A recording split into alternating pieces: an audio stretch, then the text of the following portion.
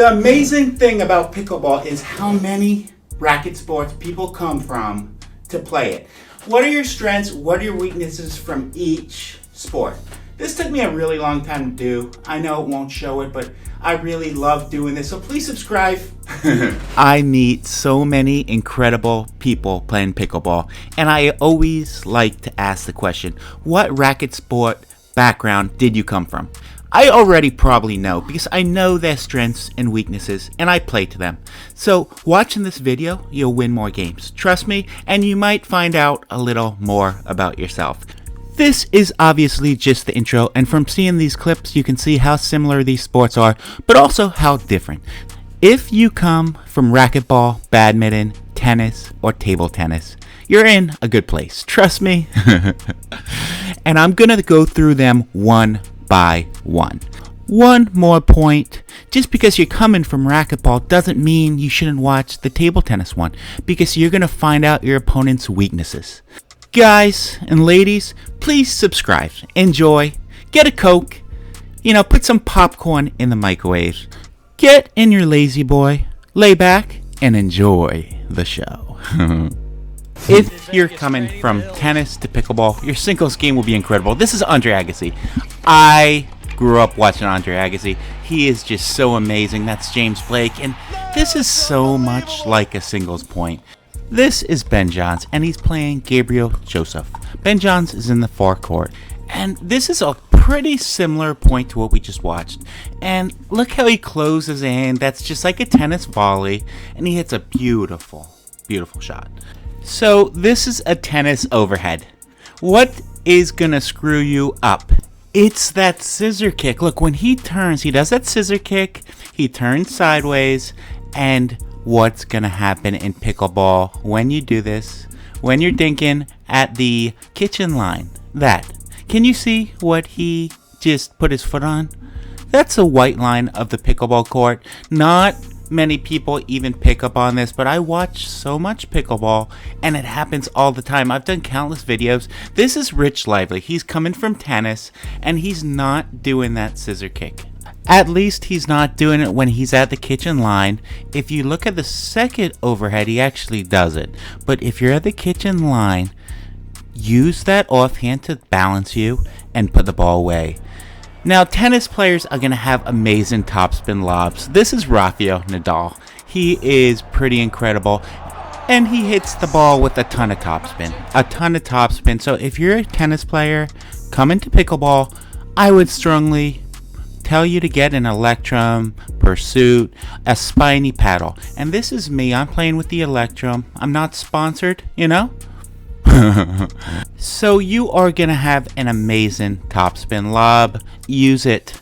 Don't use it too much. Use it sporadically. I believe sporadically is the right word. And I believe that's a Dora ball. You get a lot more spin with Franklin balls. I know, I watch entirely too much pickleball.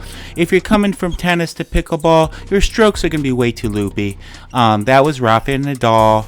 And here's another really loopy. The take back is just way too long, and I see it all the time when tennis players are coming to pickleball. You need to shorten that swing. You shouldn't have any take back. That's what I'm saying. And this is Christina Bolton. Christina has such a beautiful forehand drive. Now the forehand drive, you really want to make it sink, and that's what she did, and she celebrates. She gets so happy, that's what pickleball does to us. It makes us happy. And that is just such a good example of having no take back. It's not a loopy swing, and it's just really fun to watch. I am certified in both tennis and pickleball, and here's me. I really shorten my swing when I'm playing pickleball. It really screws up my tennis forehand. And it's a pain, a complete pain, but strengthen your wrist. I do this by getting hand grips. There's also a lot of other tools. I've done videos on it. You're not going to be a great dinker when you're coming from tennis to pickleball. You're going to move your feet way too much. Look at me. It's like a marathon. I'm getting tired watching myself. And when you're playing a 3 or 4 hour pickleball tournament, you are going to get tired. That's what's gonna happen. And it's happened to me, especially playing in Florida when it's like 100 degrees out. So I've done a ton of videos on footwork in pickleball dinking. We just invested in Bluetooth mics and we're gonna do on-court demonstrations. So this is Colin Johns. He has a tennis background, and if you come from tennis to pickleball, you're gonna have an amazing forehand backhand roll. I think everyone really knows that. This is a cheat code. You're gonna have an awesome drop shot. So I just did some videos on the 4th shot drop shot. It is so effective in pickleball. It's underutilized. No one utilizes that shot, and it's so effective. This is Mark Napotovich playing against Ben Johns, and he uses it on Ben Johns on that 4th shot drop shot. This is an incredible racquetball point. Look at that movement and court awareness of where the opponent is. This can't be taught. If you're coming from racquetball, you're going to have incredible movement when you're playing pickleball. However, you're going to do that. What did he do? He's coming from high to low. You're not going to have knowledge of topspin. They should have let that go out. It was going out. It had no topspin. And look at this racquetball serve. He's going from high to low. And there's no topspin concept, which isn't a horrible thing, but you will struggle on your drives. Coincidentally, you have a very good lift push concept. What does this mean? Look, Christina pushes the ball and they can move back so well because they have to lift it because they don't hit topspin. And that movement, I want to do a segment on it. We just invested in Bluetooth mics. Another great thing about racquetball players coming to pickleball is they're going to have great directionality. This point is still going. It's like one of the best points I've ever seen. And if you look at the lady in the top left-hand corner, she's hitting a beautiful angle. She's using that lift push concept, and she sets up a forehand flick. Your flick will be good. Backhand and forehand flick will be good, but you will struggle with the backhand and forehand roll. Obviously, the flick will be good because you have such strong wrists. Racquetball players use their wrist a lot more than tennis. I know badminton players use that wrist a lot as well. And this is Scott Graves. Scott Graves is in the near left-hand corner in the gray shirt, and he is an amazing racquetball player. He has those strong wrists, great speed ups. This is his drive. He's really fixed it. If you look, he still has too long of a take back, but it works. It works. And look at this speed up. It's so similar to a racquetball stroke, but it works because those wrists are so strong. And him and Christina celebrate, you know? And let's see that one more time. They read the opponent so well because they have to. Look, how do they not collide in this point? This is still the same point. Literally, it's the same point I started this segment on. And it is pretty amazing. I did play a lot of racquetball in college, but I am not an instructor in racquetball. Full disclosure.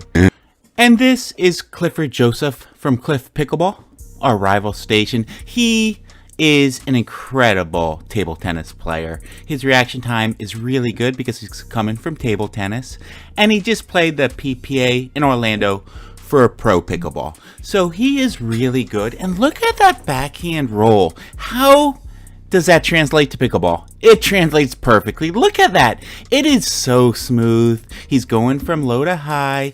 This is why table tennis players transition so good to pickleball. And look at him hit that forehand in table tennis. Just beautiful. And let's transition to pickleball. Let's see that. Beautiful. It's the same motion. It is the same exact motion. He's going from low to high, and it is silky smooth. Table tennis players will have a very good concept of shaping the point. Dinkin wars, you really want to set it up, and this is such a good example. Octavio is in the blue shirt, Cliff is in the near right hand corner, and they just set this point up so well. And I get really excited when I see a really good dinkin war because I'm not the best dinker, and that is just beautiful. Table tennis players have an innate ability to read their opponents. They are trained to do this. I believe innate is the right word. It's ingrained in them.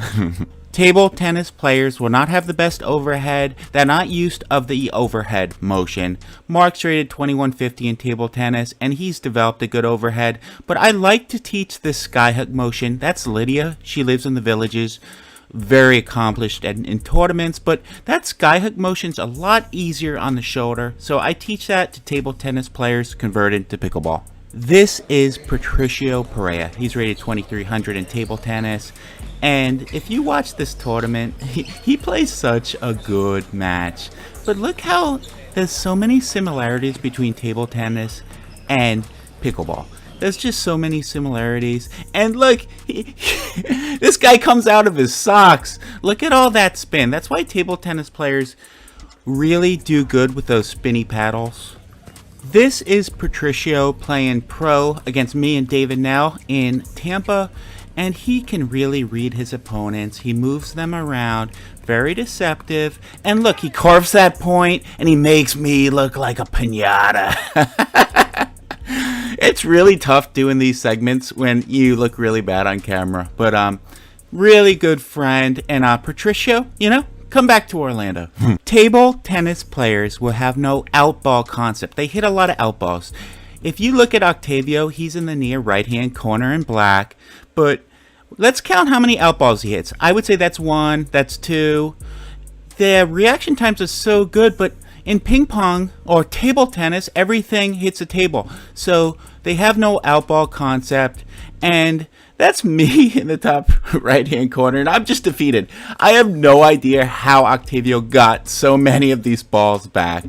But he could have let some go, He could have won the point earlier. So if you're playing a table tennis player in a tournament, know they're going to hit pretty much every ball. If you're coming from badminton, you're going to have extremely strong wrists, quick hands, a lot of backhand power. This is Henry Warnado. He coached for Spain's national team for 7 years for badminton. He transitioned to pickleball, plays pro pickleball, one of the best coaches for both sports. And he has fast footwork because he grew up playing badminton. Look how well he moves. It's a drop shot, and drop shots come naturally to badminton players, both variants. Very effective. He has great placement. Look at him place this overhead, and it's just incredible. Absolutely incredible. You're gonna have awesome putaways on overheads if you play badminton, and that's just a fact. It's a complete fact. And look at this. You can even say this is almost like a dink. You can compare that to a dink in pickleball. Misdirection shots come naturally to badminton players. They read their opponents very well. Maybe not as well as ping pong players, but it's pretty darn good. If you can read your opponent well and you have strong wrists coming from badminton, you're going to have very good speed ups on that backhand and forehand flick and roll. You're going to be really good. Really good, very quick, but you're not going to be the best dinker. You're not going to be able to read spin very well. And that's Maria. That's Henry's wife. She is such a good pickleball player, and she came from badminton. And I kind of feel bad because I'm using her as bad examples. You're not going to have as much power on your drives coming from badminton because of the footwork, really. That's why. And this is Henry playing pickleball. Look at that misdirection. He's using a lot of wrist. He sees the middles open, and that's very badminton-esque. I believe that's a word. So you're going to have a really nice backhand flick or backhand roll, whatever you want to call it. You're going to be able to read your opponents extremely well. And Mark played some badminton as well. And look how fast he is. He's in the red shirt. So that speed up was so good by Henry. And man, there's so many assets you get from transitioning from badminton to pickleball. And look, he body bags David now, the one and only Badger. Sorry, Dave Weinbach. And here's Mark. He does a misdirection shot. It's almost a misdirection dink. And look at that overhead from Henry. Does that look like the badminton overhead? Absolutely. You're going to have very good putaways, as I said before. Guys and ladies, Thank you so much for watching. Please leave your comments. Do you agree with me? Could you please subscribe? I would appreciate it. These videos do take me time, so I really appreciate all your support. Have a good day.